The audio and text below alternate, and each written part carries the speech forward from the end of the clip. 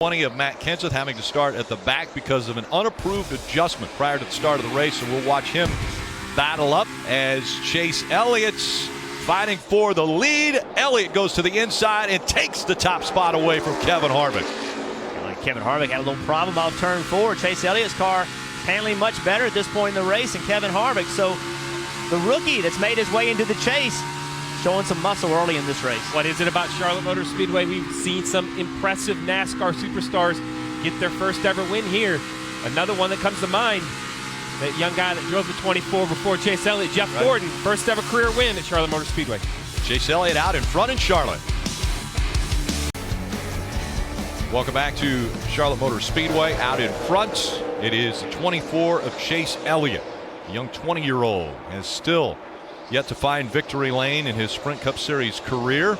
Has won a Xfinity Series championship, but yet to get that first win, although he is one of the 12 drivers still fighting for a championship. The 48, though, with 6 championships, definitely had his hands full as we went to commercial break. Well, we talked earlier about the strategy. It's already into play with only 25 green flag laps. It's going to be interesting to see who's going to be aggressive. Will Alan Gustafson, the crew chief for Chase Elliott, race leader, put 2 tires or 4 tires on his car? Will he try to guarantee himself the race lead, or will someone farther down in the pack, say Jimmie Johnson or Carl Edwards, try to take advantage by only putting 2 tires on? Pit road open, and they're coming towards you, Mike.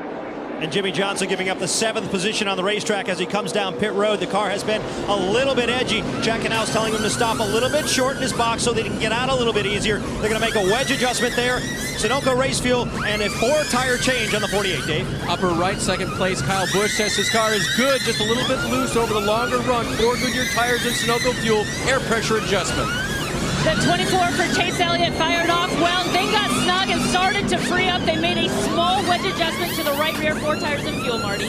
Kevin Harvick said we're in bad shape. Well, an exit car extremely loose, tight on entry as well. Rodney Childers said, I know what it is. I know how to fix it. Wedge and air pressure for Harvick. Comes in 3rd, out 3rd. Rick. Race off pit road brought to you by Geico, and the top 6 spots don't change on pit road. We'll find out if anyone was speeding when we come back. Want to take a look, though, at the 24 getting onto pit road. Jeff, you noticed this. If we're talking about pit road and everybody pushing, look at the 24 accelerate coming to pit road. Pit road speed starts right there, but he accelerated and gained a car length on the 18 getting onto pit road, and he needed every bit of that car length because, as you can see, leaving pit road, he wins by maybe 2 feet. Yeah. So without accelerating, getting to the pit road, the 18 car beats the 24 on the racetrack. Now, one of the things we've seen this season already from Chase Elliott is he's shown a speed. He's raced well out front, but he has struggled on restart. So this first restart, he's going to be going up against probably one of the best in the Sprint Cup Series, and Kyle Busch as far as restarts goes. What does Chase Elliott need to do right here? Well, the first thing he needs to do is just pay attention to himself. Don't let the 18 suck you into doing something. You're the leader. You control the restart. You're the one that takes advantage of being the leader. So when you get into the restart zone, just do what you do. Don't let the 18 talk you into doing something that you don't want to do. They'll come into the restart zone, and it is Chase Elliott's option as to start early or late in this zone.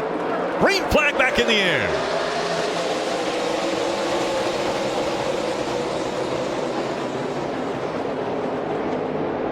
Side by side as they go into turn number 1. Look at Jimmie Johnson all the way up 3 wide. 3 wide for 3rd as Chase Elliott tries to side draft the 18 of Kyle Busch going into 3.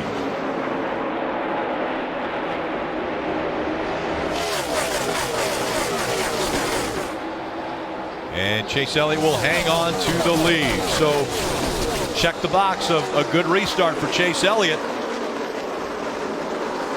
You can see how these restarts, how crazy they are. This is a chance to pick up spots. You have to be exceptionally aggressive. But the guy that's not fighting in there that we saw working his way up was Matt Kenseth. See the 47 making a move on the 4, but Matt Kenseth got penalized early in the race, had to go to the back, got penalized again, had to go to the back again. Cannot continue to have. Good battles taking place on the track all the way around this 1.5 miles. 24-degree banked in the turns track. Chase Elliott out in front of Kyle Busch by a pretty good margin now, 2.2 seconds. He's been able to put this one almost in cruise control and start lapping cars. Right now there are 36 cars still on the lead lap. Just went by Cole Witt to put Cole a lap down. Want to listen in onto some spotter communication from the two team. 77 to an 81 in front. 90s and flats behind you. No worries behind you. Look ahead. Fair to say that a tire fuel run would be 60 to 65? I'm start pace probably around 50. Simple. So that was spotter coverage presented by Liberty Mutual Insurance, helping drivers worry less, and a lot of numbers thrown out there, guys. One of the things that has changed because of digital dashes this year is that drivers actually see their lap times. So they can look at their lap times and understand if that was better than the last one, because they're constantly searching around the racetrack for grip, trying to find the best line. That is exactly right. And it's a great tool the driver has. In the past, you were always getting times from your crew chief or from your spotter. And as you moved around the racetrack, you would determine if what you did was better or not. Now you just simply look down at the dash and come to that conclusion. You do not have the times of your competitors. You only have your time, so you can only compare yourself to yourself. So when we heard that spotter giving times, it was in comparison to other cars. Riding along with the Chevy onboard camera here of Chase Elliott, as he is out front again by 3 seconds now. Let's go through the field, brought to you by Carl's Jr. We start with Kelly Stavist.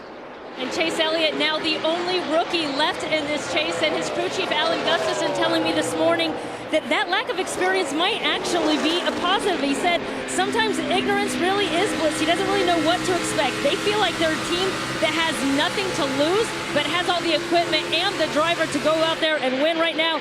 They're happy with the lap times Chase is putting down. They're just telling him to take care of his car for a long run.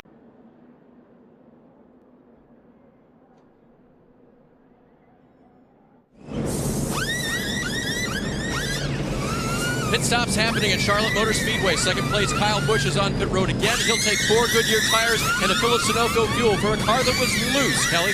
Chase Elliott, the 24, was happy with the changes they made last time around, so it's just 4 tires of fuel for him. And Carl Edwards in that 19 car said he was a little bit free side on entry, so he made an air pressure adjustment, 4 tires of fuel, Marty. Kevin Harvick said he was tighter this run, but the back end of the car was a little bit better. And look at that. They used that first stall to their advantage. They gained a spot here on pit road, Rick. Yeah, Kyle Busch dropped a couple spots. Harvick and Edwards advanced a couple. Shorter than Chicago, you get 1 pit box, but that means you have 4 feet less than Chicago, which was roughly the same pit road speed. That might have something to do with it. Chase Elliott once again has chosen the inside line. Kevin Harvick on the outside for the restart.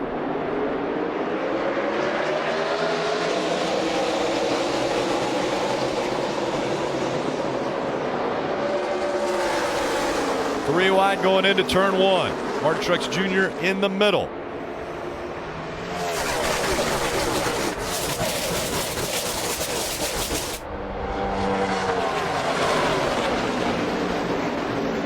Joey Logano in the 22 on the inside. The 11 of Denny Hamlin trying to make the middle of the track work through 3 and 4. Did a really good job right in the middle of the corner. You saw him carry a little bit of speed, just enough. I think he's going to clear the 22. Not quite. So going to turn number 1. Is there a preferred line around this track? Is it down at the bottom? Is it the middle or the top?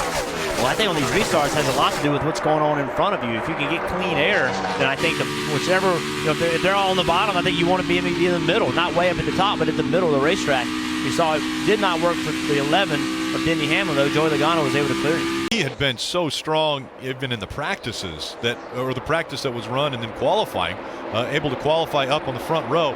So a lot of speed showed out of the 88 team and Alex Bowman behind the wheel, but unfortunate that he is already out of the car. Yeah, he's shown a lot of speed in every race he's been in. I don't think he's finished as well as he's run in any race that he's had an opportunity to race this year. So a lot of talent with that young man. See, as this race goes along, if he can find a way to get those finishes. We always mention about in-race adjustments. Well, as we're on board here with Kevin Harvick, you see Chase Elliott with a big entry into turn 3, Jeff. That kind of took my breath away as late as he turned into that corner. You see the lead under 1 second still. Seems like this 4 of Kevin Harvick, Rodney Childress on top of the pit box are making good adjustments. The first 2 runs, the 24 kind of took off the front of the field, extended out to a 2-second lead pretty easily. Here in this run, having a little more trouble getting away from Kevin Harvick. I always get a little bit nervous for the car that dominates a race early on a race like this where we had a lot of rain, no rubber on the racetrack. The racetrack is going to change so much. in many cases, the guy that runs so well early cannot run well later because his setup is not adjustable enough to get it where he can run well later. So we'll see if the 24 and Chase Elliott can keep up with the racetrack. And Jeff, as we ride along board with Kevin Harvick, we talked to him in the pre-race show about the adjustability that needed to be in the race car today, the questions with the racetrack after the rain all weekend long. Harvick, after 2 adjustments from Rodney Childers, told him it's going the right direction. We are certainly running well now in the 2nd position, riding along with him right now. And he said, you know, I've been hearing a lot more in this chase than Back to the Bank of America 500 out front.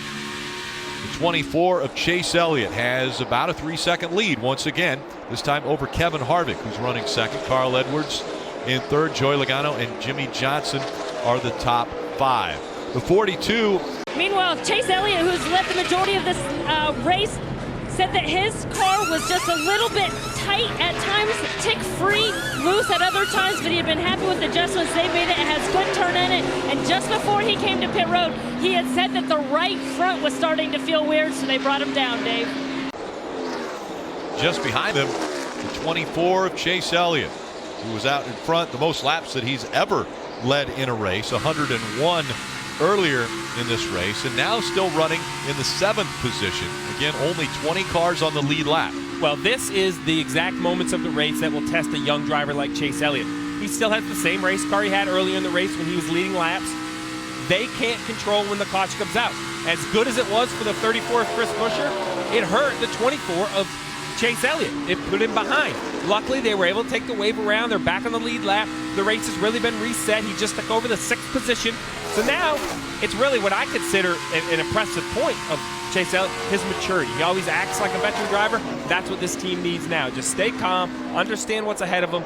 Everything is still fine for this young man. And you really have to look at what they brought to this chase. They brought speed to this chase. You talked about him just leading the number of laps he's led. Well, prior to that, Chicago in the chase, he led 75 laps, which is the most laps he had led in his career there. So in 2 of the 4 chase races, he's led the most laps in his career. So that's a positive on what this driver, as a rookie, and this team have been able to bring to this chase. And 4 spots in front of him, Jimmie Johnson looks as though he might be closing the gap a little bit on Denny Hamlin. Mike? Issues and potential tire failures, the more you stress that tire, the more opportunity to have that failure. So a little misalignment in the front end can really put too much load on the tire. Cars making their way onto pit road now for servicing.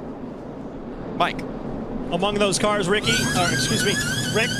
48 of Jimmie Johnson coming in from the 2nd spot on the grid, having a very solid run. Real happy with the race car so far. Just a little bit tight, 4 tires and fuel, Dave. Leader Hamlin upper right, got a wedge adjustment to try to help the car at the beginning laps when it's on the splitter too hard, Kelly. Chase Elliott saying that his car was pretty good in 3 and 4. He was just a little bit loose in 1 and 2. It's an air pressure adjustment, 4 tires. And the 2 of Brad Keselowski said that his biggest issue was that he was a little bit loose on initial throttle. And then he told his crew chief, Paul Wolfe, gonna need some more rear drive. 4 tires for the 2. Denny Hamlin holds on to the lead. Jimmie Johnson, Keselowski, and Chase Elliott. No position, fighting for 2nd.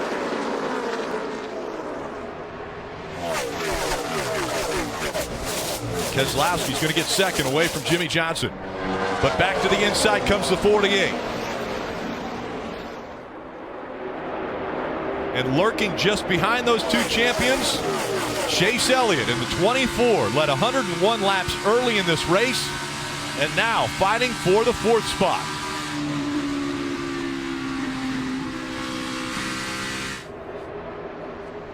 Marty.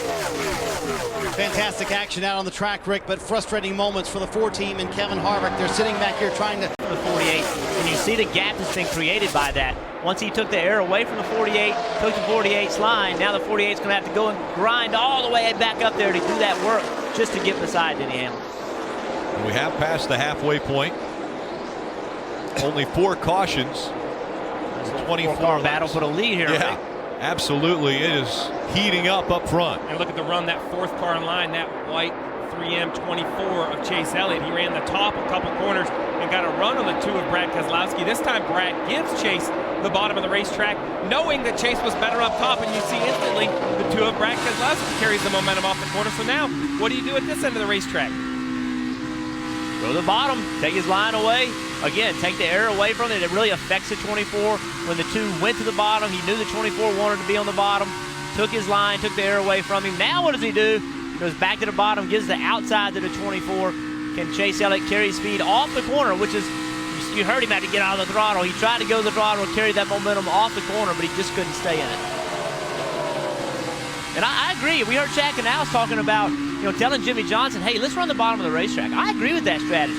I think that when you go somewhere and you have tire problems, you want to go and run where the most rubber is. Try to take it as easy on that tire as you can. So I like that strategy, but these guys battling for the lead, they're not going to be able to just follow each other around on the bottom of the racetrack. So you can see in the front of the line, 48 went to the top, so 11 went to the top. Said, I'm not going to make it that easy for you. So many decisions to be made, and right now the two of Brad Keselowski trying to catch the two in front of him, but trying to keep the 24 behind him, Kelly. He says that he's good through the middle, but he feels like he's losing time to Chase Elliott late, center, and off. The team asked him if he's loose or tight. He said a little bit of both and kind of both at the same time. But bigger issues, crew chief Paul Wolf reassuring him about their tire situation after their issues. And now we see a pass there for the lead. And it looks like Denny Hamlin. Yeah, Denny's going to hold on to the top spot, Kelly, as here comes the 48 once again. Has that lower line. We'll see if it works for him through 1 and 2. One thing these two drivers running side by side is continuing to keep these four drivers nose to tail very tightly connected. I think these cars are quicker than Denny Hamlin, but Denny Hamlin's doing a really good job of taking the line away from the 48. Then when the 48 gets underneath him, he crowds the 48, doesn't let the 48, kind of breathe coming off the corner, and binds the 48 up. 11 pulls him down the straight. Great runs right now for all four drivers as Denny Hamlin trying to hang on to that top spot. Once again, the 48 of Jimmie Johnson comes out of turn number 2, looks to the bottom, can't get by.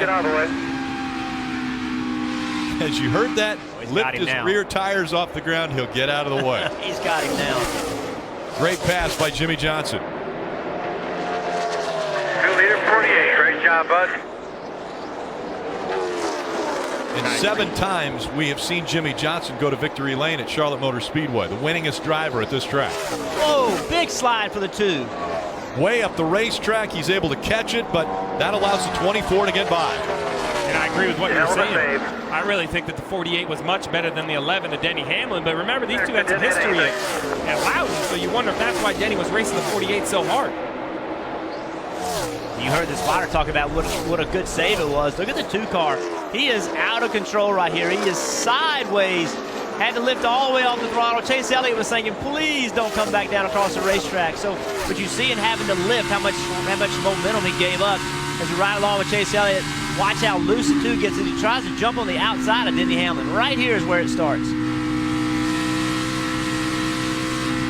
He goes sideways. Oh, Chase even got out of the gas.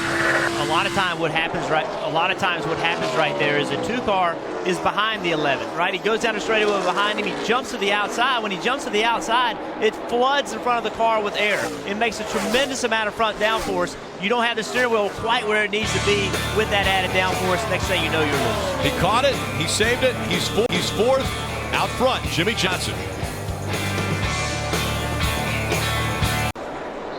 Let's take a look at the race lap leaders, brought to you by Goodyear. Chase Elliott is out front for 101 laps. Jimmie Johnson 54 and counting. He continues to lead with Chase Elliott running second. Denny Hamlin has led 52 laps. Harvick was out front for 12 before his issues. Joey Logano also led 3 laps, but also in the garage right now. Now, both of those drivers are going to get an extra bonus point for leading a lap, but that's probably not going to be enough because they are definitely in a deep hole as they run 37th and 38th right now off the track. In a line, it won't let it run. Sounds to me like maybe they're not sure if they have a mechanical issue or electric issue or a combination of both. Very hard to diagnose. And everyone now making their way on to pit road. All the lead lap cars have that opportunity first. We go to Mike. And Chad Canals calling a play, not exactly saying specifically what he's going to do. It sounded like the call was bonsai tree. We'll see exactly what that means here as the team goes to work on the right side. A 4-tire change, it looks like, for the 48. Full service. Dave? Upper right, Denny Hamlin going to take 4 tires and get a wedge adjustment for a car that is still tight. wheels. The crew chief reminded him, don't panic, we're going to take 4. Kelly? Lower left, that's Chase Elliott. He said that his car started off a little bit snug, but he had better drive off that run. It was 4 tires and fuel. And for the 2 of Brad Keselowski said, it's starting to kind of make me mad because the front or rear just won't work. We got to do something. It's an air pressure adjustment for the 2. Truex Jr. moves up to 4th. Keselowski drops a spot. Kenseth up a spot. Edwards down a spot. And that eliminated him from the chase. As we look for a battle for second here, as Chase Elliott's closed the gap once again between he and Martin Truex Jr. You've seen every car on the racetrack is right around the bottom of the racetrack since this restart. You know, typically that's what happens. On a track like Charlotte, you want to run the bottom on new tires, on fresher tires, because that's where there's more grip. Who's going to be the first one to jump to the middle of the racetrack, to the outside, and try to make that work? You have to wonder if Chase Elliott, following the 78, will eventually try to do something different than the 78 is doing. We saw that 24 of Chase Elliott get right up on the back bumper of Martin Truex Jr., but then fell back almost 3 or 4 car lengths. Sometimes you'll actually overdrive your car a little bit, drive it a little harder than it can stick, trying to get your front bumper right up against their rear bumper to take air off their spoiler, to take a little bit of grip out of their race car, to try to get them out of the track a little bit. It may slow you down, but if it does make them slip, you can take advantage of it. But you can see when Chase Elliott tried that, it had no effect on the 78.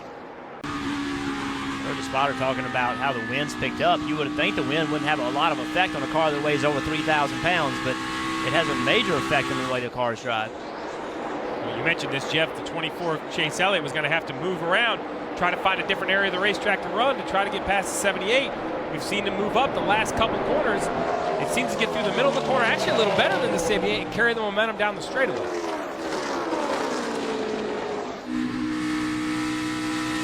Right here, the 78's loose on the bottom. Now gets a big run, but I don't think he's going to be able to do anything with it. Oh, he's going to make it 3 wide.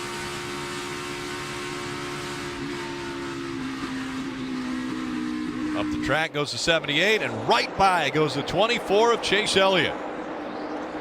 And caution comes out once again. Into the wall hard. That's the 47 of AJ Allmendinger. For sure. Might not even. Mike. And Jimmie Johnson's only complaint over the course of that run, Rick, was that the car's been tight on landing. You can see the wrench going in on the rear right side. That's a wedge adjustment there. 4 tire change as well, along with Sunoco race fuel for Johnson. Dave? Loose in for Denny Hamlin. He'll just get a slight air pressure adjustment. 4 tires and fuel, Kelly. Chase Elliott not asking for any changes. He thought the car was good and said it was coming to him. He was disappointed for the timing of that caution, Marty. Martin Truex Jr. said his car was a little bit tight landing. That was the only issue. Going to be 4 fresh Goodyear tires. He's going to come out, I believe, in the 3rd position, Rick, there on pit road, and an air pressure adjustment trying to free that car up. Big gamble for the 3 team. 2 tire stop for Austin Dillon. That gains 9 positions on his race off the pit road. Jimmie Johnson holds on to the lead. We saw the 24 car just battling on the racetrack to get by Truex. He finally got by Truex to get himself into 2nd position,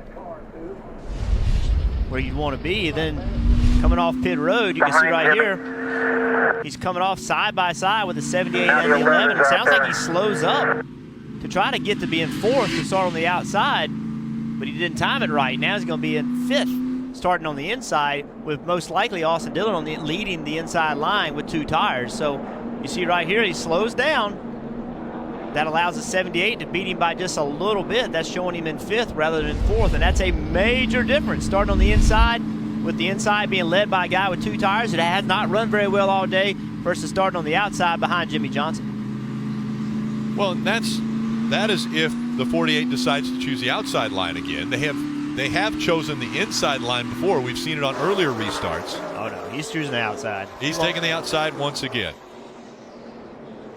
To watch, because if he does struggle to get accelerated, I don't mean in turn 1, I mean right out of the restart box. If he spins the rear tires, this could stack up the entire restart. We'll watch closely as they get ready to enter the restart zone.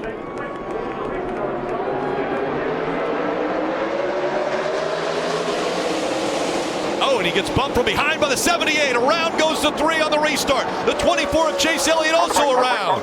Hard contact by Austin Dillon. Also caught up, the 44 of Brian Scott. That's real nice. what I was talking about. If the 3 couldn't accelerate, how patient could the cars be behind him? It seemed like the 3 didn't go fast enough for the 78. There was definitely contact between the 78 and the 3. But, you know, he was doing pretty good against the 48. The 48, it wasn't really pulling him. It's like the 48 and the 3 both had trouble in the restart. But little things matter. Think about Chase Elliott. The decision made to start on the inside versus the outside. All this stuff adds up. One spot put him in this position. 78 just got into the back of him, trying to push him. Not trying to wreck him, trying to push him to help him. But as you said, heavy impact for Austin. Here it is from the 24. See the contact there, he lifts. Just collected from behind. Took his hand off the steering wheel, smart move. See those impacts, you know, that's on a restart. They're not even up to speed yet. So think about, you know, how big that impact is, how hard these race cars hit. You hear drivers, you hear people talk about, you know, these cars are safe today. Let me tell you something, you hit that, see what it feels like. 3,400-pound race car slamming into the wall. Look at the 3 car, this impact. A big hit. Huge. You have to wonder, watching that restart, if when Martin Truex got there, that was the time that the 3 was shifting. You know, he was going from one gear to the next, and that slowed him up just that little bit. Because if you watch the 78, that's what he was doing. He had just shifted prior to getting to the 3. I wonder if that little bit of lag, not that Austin did anything wrong, but that little bit of lag of going from one gear to the next, the timing of that is what caused this wreck. I was thinking the exact same thing, Jeff, because when we were on board with the 78, the timing of it was too perfect, and the 78 didn't really even make contact. It's like he got to the rear bumper of the 3 at the same time that the 3, I won't say checked up. I don't think he checked up, but he stopped accelerating. And how violent it is. We can say that they are safer barriers, but it's just, all it is dissipating that initial impact. Take another ride along with the 24 of Chase Elliott. Watch the helmet and the hands.